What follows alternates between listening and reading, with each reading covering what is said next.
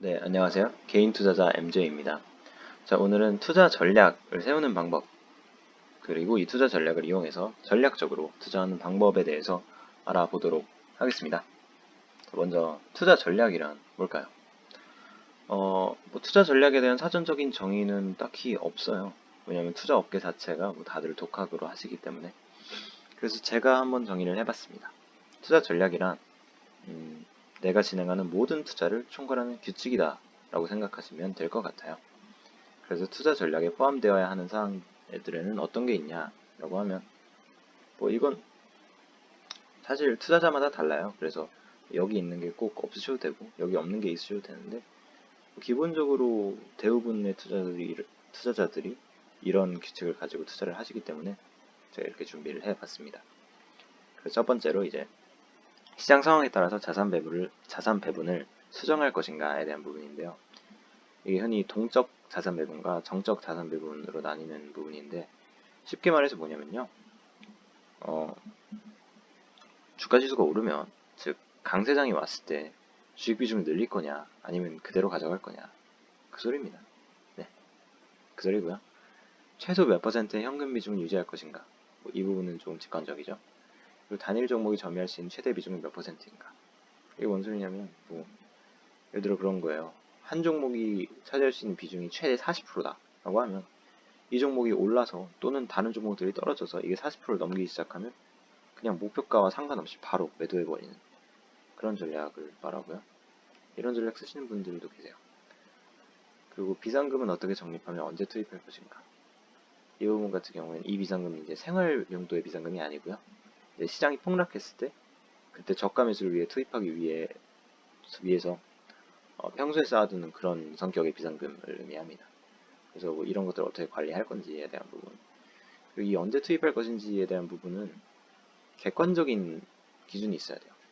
주관적으로 하시면 이 원칙이 아닙니다. 객관적이어야 돼요. 예를 들어 주가 지수가 몇 퍼센트 하락하면 하겠다. 고점 대비. 그런 게 필요합니다. 그리고 부채 비율을 몇 퍼센트 이하로 유지할 것인가. 이건 이제 레버리지를 쓰시는 분들이 꼭 지키셔야 되는 원칙이죠. 그리고 리밸런싱은 어느 빈도로 할 것인가. 이제 리밸런싱 같은 경우에는 주가가 실시간으로 등락을 반복하기 때문에 내가 이 종목의 비중을 10%로 샀다고 해서 일주일 뒤에 이게 10%가 될 거란 보장은 없어요. 11%가 될 수도 있고 9%가 될 수도 있어요. 근데 이걸 다시 10%로 맞춰주는 과정. 그러니까 매매를 통해서 많이 오른 종목을 팔고 많이 떨어진 종목을 그 돈으로 사줘서 비중을 맞춰주는 과정을 몇 달에 한 번씩 할 것인가. 그거에 대한 부분이고요. 이론적으로는 매일매일 하는 게 좋죠. 근데 이제 수수료 그리고 거래세가 붙다 보니까 그렇게 하시면 이제 손실이 발생하고요. 제가 추천드리는 거는 이제 자주 하고 싶다 하시는 분들은 매달 하시고요. 느긋하게 하고 싶다 하시는 분들은 1년에 한 번까지도 괜찮은 것 같습니다. 저는 개인적으로 1년에 2번 정도 하고 있고요. 그래서 이제 투자 전략의 중요성에 대해서 알아보도록 할게요. 간략하게. 투자 전략이 있는 투자자 같은 경우에는 이제 시장이 급락해도 사전에 정해놓은 원칙대로 대응하시면 되고요. 종목이 급락해도 사전에 정해둔 원칙대로 대응하시면 됩니다. 그래서 전반적으로 투자 심리가 편안하죠. 주식상이 어떻게 움직여도 나는 이렇게 움직이면 이렇게 할 것이다를 미리 생각하고 계시기 때문에 전반적으로 걱정거리가 없습니다. 주식에 관해서는. 걱정거리가 있다면 주식 외의 것들이겠죠. 하지만 투자 전략이 없는 투자자분들 같은 경우에는 이제 대부분의 개인 투자자분들이 뚜렷한 투자 전략이 없으시죠. 이런 체계적인 전략이 없으신데 그런 경우에는 시장이 급락하면요 이제 겁에 질려서 매도를 하시고요. 패닉셀이라고 하죠. 그리고 종목이 급락하면요 마찬가지로 또 패닉셀을 하시고요. 전반적으로 주식 투자가 불안해요. 그래서 이제 자꾸 이 불안감을 해소하고자 뭔가 종목을 찾고 이러다 보니까 이제 흔히 유료방이라고 말하는 그 주식 사기꾼들한테도 많이 당하시고요.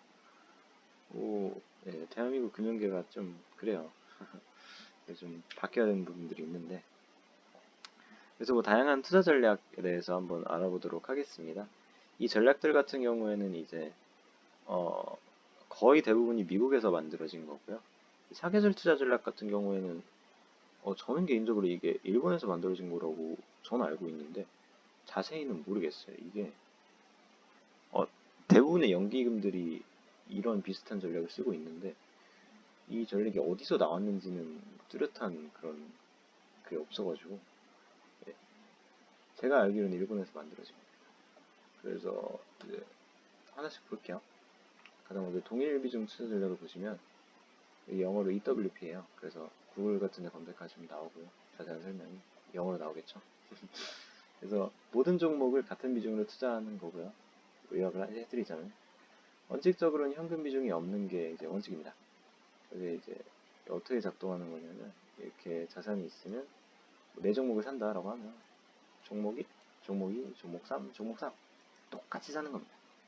그래서 뭐 예를 들어 한 달 뒤에 뭐 이게 바뀌었다. 비중이 똑같지 않다. 그러면 오른 종목을 팔아서 떨어진 종목을 사줍니다. 그럼 다시 비중이 똑같아지겠죠. 그런 식으로 하시는 거고요. 가치가중 투자 전략은 뭐냐면 기대 수익률 제가 저번 영상에서 말씀을 드렸죠. 그 기대 수익률에 따라서 기대 수익률이 높은 애들 쉽게 말해서 많이 오를 만한 주식은 많이 사고요. 조금 오를 만한 주식은 조금 사는 겁니다. 그래서 뭐 처음 살 때부터 자산 부분이 이렇게 돼요. 가치가중 같은 경우에는. 그리고 뭐 이거 역시도 원칙적으로는 현금 비중을 가져가지 않는 게 네, 원래 원칙입니다. 그래서 네 이런 식으로 해주시고요. 근데 가치가중 같은 경우에는 이제 리밸런싱을 해주기가 조금 까다로운 부분이 있어요. 그래서 리밸런싱을 해줄 때마다 기대 수익률 다시 산출을 해야 되기 때문에 조금 절차가 복잡해지긴 합니다. 하지만 이론적으로만 따지자면 이게 가장 우수한 투자 전략이겠죠, 성과가. 이론적으로는 그렇습니다. 사계절 투자 전략 같은 경우에는 이제 수익성보다는 안정성에 더 초점을 두는 전략이에요. 자, 아까도 말씀드렸지만 대부분의 연기금에서 쓴다고 했죠. 연기금 자금 운용의 그 가장 큰 목표는 사실 수익성보다도 안정성이에요. 왜냐하면 매년 연금을 지급해줘야 되는데 아니 그 뭐 아무리 새로 가입하는 사람들의 돈으로 이걸 메꾼다고 해도 뭐 가끔씩은 새로운 가입자들의 돈보다 나간 돈이 많을 때가 있을 거 아니에요.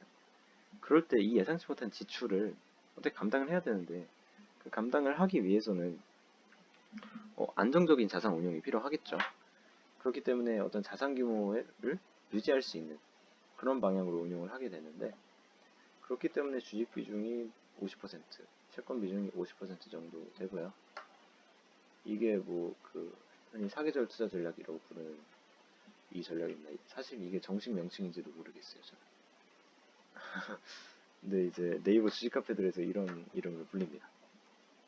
그래서 이제 특징을 보자면 채권으로 안전자산 비중을 확보하는 그런 특징이 있고요. 이게 사실 동일 비중 투자 전략의 한 파생 전략이에요. 왜냐면 이거랑 좀 똑같잖아요. 좀 똑같죠? 단지 이제 여기에 주식을 넣고 이 두 개는 채권을 넣는 그게 다른 거죠. 그래서 되게 맞는 투자 전략을 찾는 방법에 대해서 좀 알려드리자면 이거는 뭐 시장이 아무리 바뀌어도 먹히실 방법이고요. 그 방법은 뭐냐? 모의 투자 계좌 여시고요. 소액 계좌 몇 개 여셔가지고 여러 가지 투자 전략을 직접 해보시면 됩니다.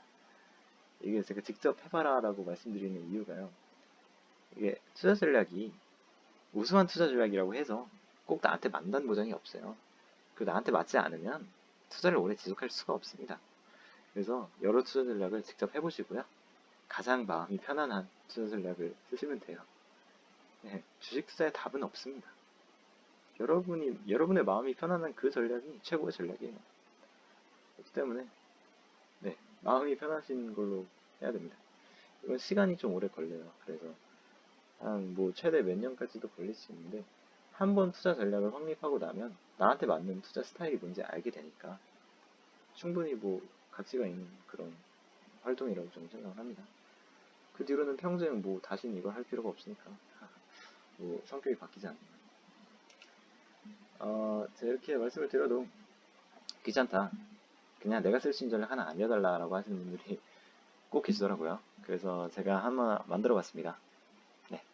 아까 보신 동일 비중 전략을 기반으로 해서 현금 비중을 조금 넣은 그런 전략이고요.